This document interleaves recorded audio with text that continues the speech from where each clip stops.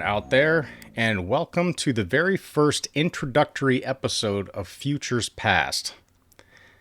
This episode is going to be a little bit explanatory of what this show is all about.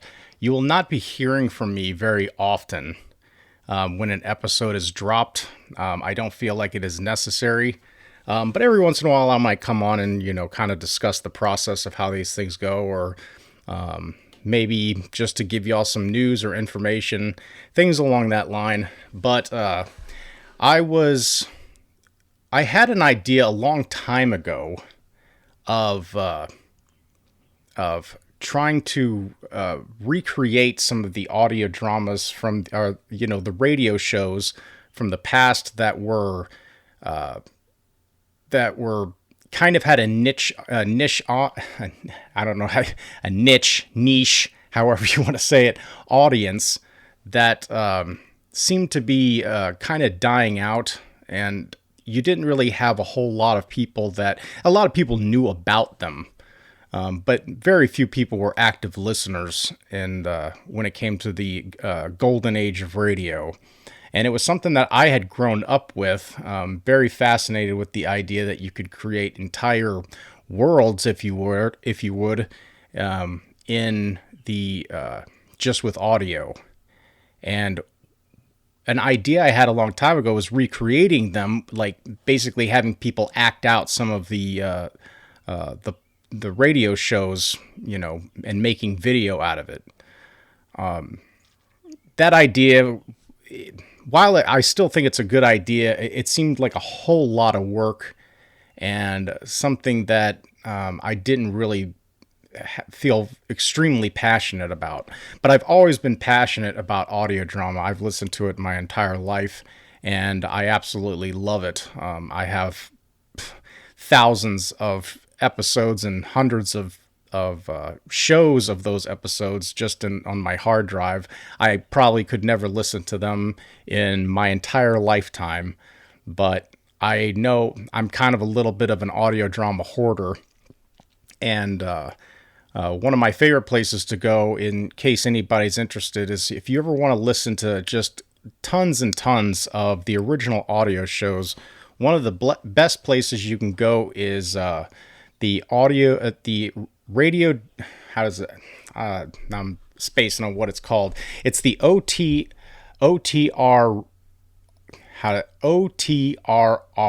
library, which stands for Old Time Radio Researchers Library.org. And it has basically, it's essentially the data bank for just old time radio. And, there you could never listen to all of them in your lifetime. But the fact that these really amazing people took it upon themselves to archive every possible thing you could think of in order to preserve some of these old shows is just astounding. And I love the work that they do. But there's always been something I kind of call it the black and white syndrome when it comes to, think of it like you have young kids and you want to show them one of the greatest movies or TV shows that's ever been made. Let's say like The Twilight Zone, one of the greatest shows ever made.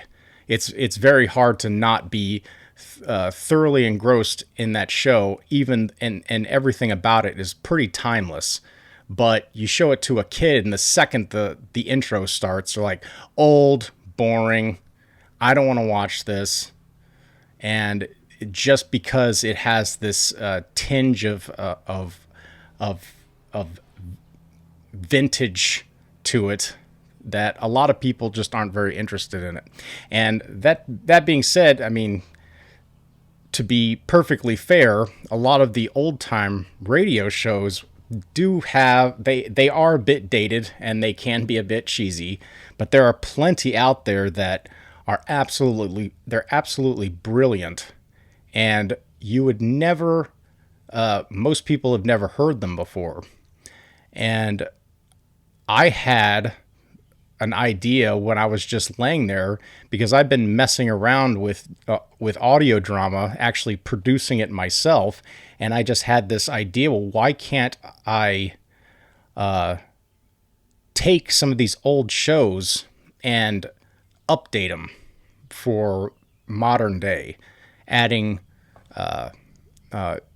newly composed music, and going into a sound effects library and doing all of the things that I feel a lot of the original producers of these shows would have done if only they had access to it.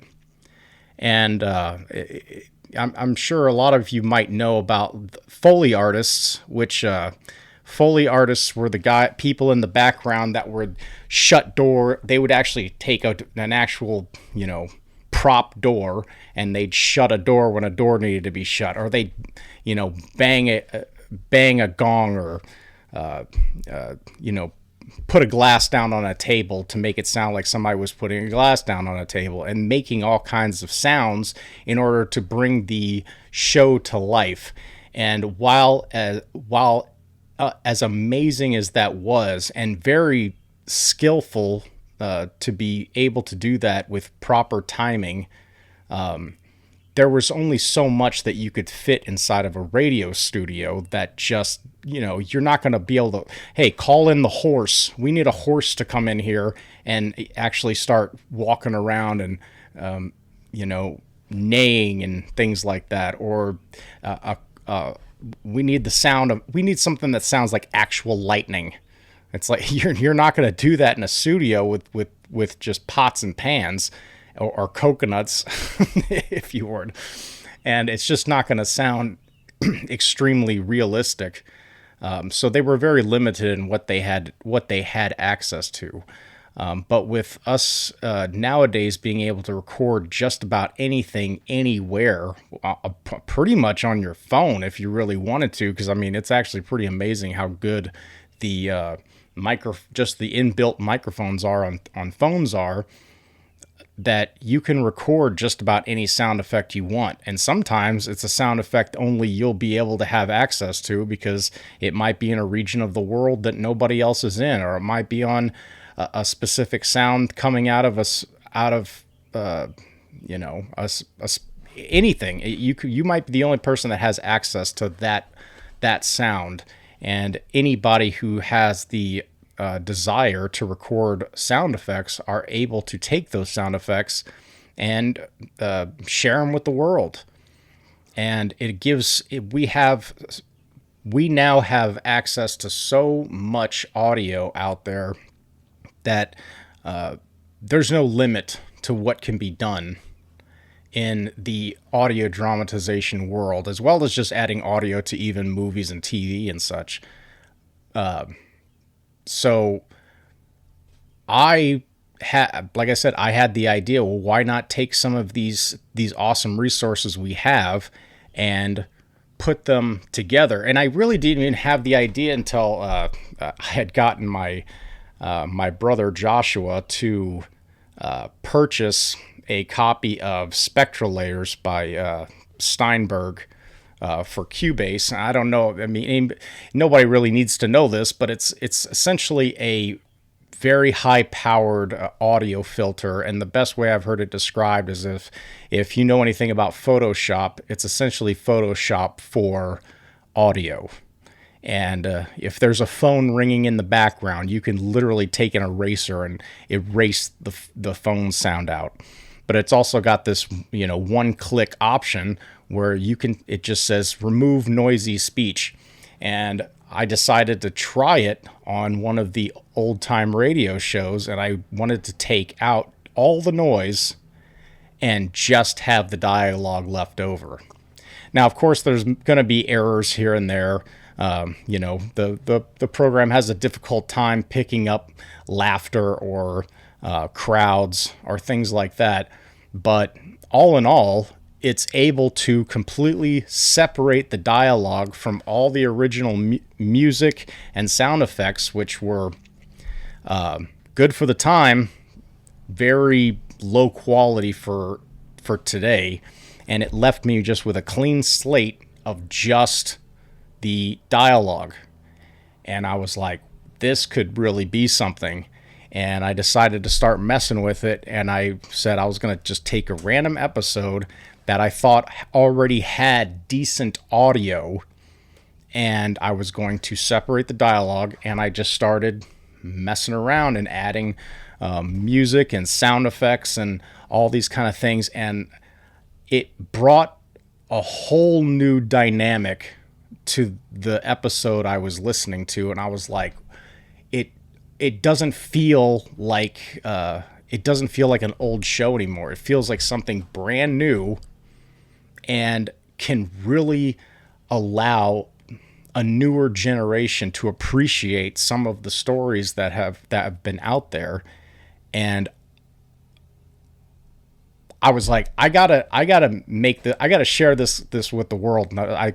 So I started this podcast, and I wanted anybody out there who is interested, wanting to listen to some of these old shows, be able to listen to them with new ears. And so that's essentially what this show is. I'm really excited about being able to do it, and a lot of the reasons why I'm excited to do it is because I have become almost obsessively. I'm not a trained audio engineer by any stretch, but I am a very good self learner. And in the age of the internet, you can learn anything. And with trial and error and trying different types of digital audio workspaces, and looking at different types of programs and apps and ways and looking at other people and the way they've learned how to use these tools to the best of their ability, I've slowly but surely been able to start learning how to do this stuff, and I've become kind of obsessed with it. And I never really thought I'd be much of an audiophile, because honestly, I'm not really big into music. I like music, don't get me wrong. I mean, everybody likes music from time to time, but it's not something I like having playing all the time. I'm like, oh, I gotta listen to some music. I'll listen to audio drama all day long because I like stories and it keeps my mind engaged. But music oftentimes for me becomes a little bit more of just background noise, and it doesn't allow me to. It doesn't really allow me to think. It just puts me in a rhythm. But I know people who are audiophiles are mostly in the music world, and you can do a search on anything about how to do music properly, and there are hundreds of thousands, if not millions, of videos and tutorials on people who want to do music, which is great. Everybody likes doing music, but if you want to find some information on how to do audio dramatization properly, you can find it, but it ain't nothing like the music world is. But I've become extremely picky about how audio should sound from an audio drama perspective.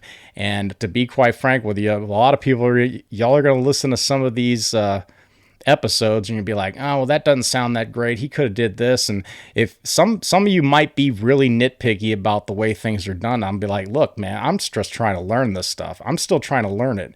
And it will probably get better as time goes on. But for right now, I'm just doing what I can, and I'm having fun doing it, and I absolutely love it. There might be some people out there who are purists, and they might think, well, you're taking away from the original integrity of the original audio production, and there might be some merit to that, but I don't think so, because also with every single one of these episodes, I'm going to be posting the original production right alongside it in a separate following episode, where we'll have the remixed version and we'll have the original version. You'll be able to listen to both of them and see what they did versus what I did to them. And I will probably take some artistic liberties, and sometimes, but most of the time, I'm trying to capture the original producer's idea of what they had when they originally produced the piece that they in and out making. So I'm not going to be trying, I'm not going to be taking some show and, all of a sudden they're at they go to a dance hall and all of a sudden there's techno club music going on just because I thought it would sound cool. I mean, there's going to be times when I will not do that. But for the most part, it's going to be trying to be maintained exactly the way it originally was. And I'm not adding additional lines.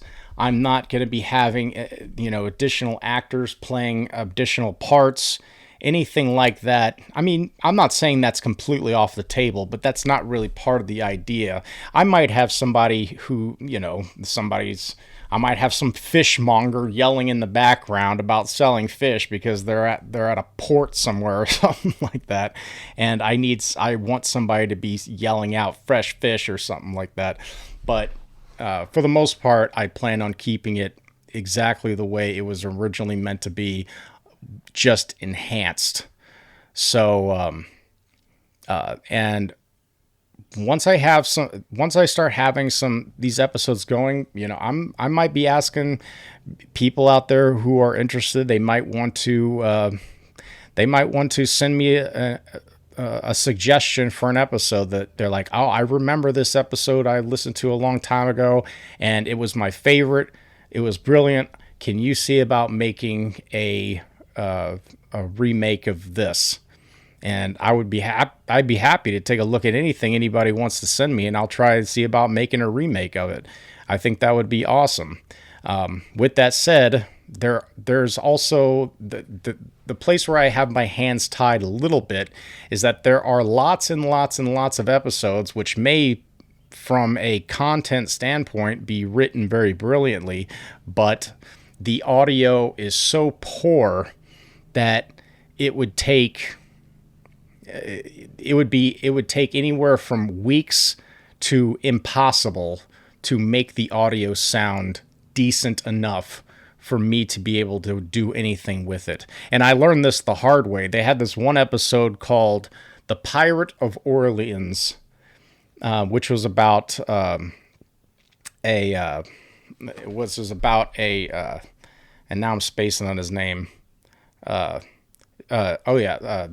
Jean Lafitte, who is a famous pirate in New Orleans, and I'm originally from New Orleans, and so I just happened to stumble across an episode about him called The Pirate of Orleans, and I just, instead of listening to the whole episode, I just dove right in and started editing the whole thing. Well, the first time in any history I've ever listened to an old-time radio show, and it was the last 5 minutes kept skipping like a record. And by that, I mean somebody probably recorded it off of a poor record, and it just kept skipping over and over and over again in certain parts, and it was just a nightmare to even hope to fix it. So I just scrapped the idea, and I was really disappointed about it. So that being said, if anybody out there wants to send me an episode, try to see if you can find the best quality version you can, or you might just have to realize, no, he probably won't. I probably won't be able to do anything with it because the audio is so bad. So anyways, I don't want to keep talking and talking and talking. I'm not really too big on talking. Like I said, there might be times I come on here just to say, see how things are going, or I've got some ideas I want to spitball with anybody who's listening to the show, and they can tell me if they're good, they're bad, they suck, whatever. And but aside from that, most of the time, it's just going to be, here's the newest episode. Have a listen. Hope you enjoy.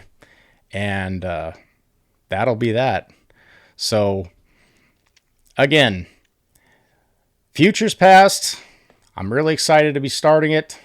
And I really, really hope that people find as much enjoyment in listening to them as much as I do in making them. Thank you very much for tuning in. This is the first introductory episode of FuturesPast, and to skip on to the very next episode. It will be one of the first 3 I've ever made. And have fun. Enjoy it. Have a good one.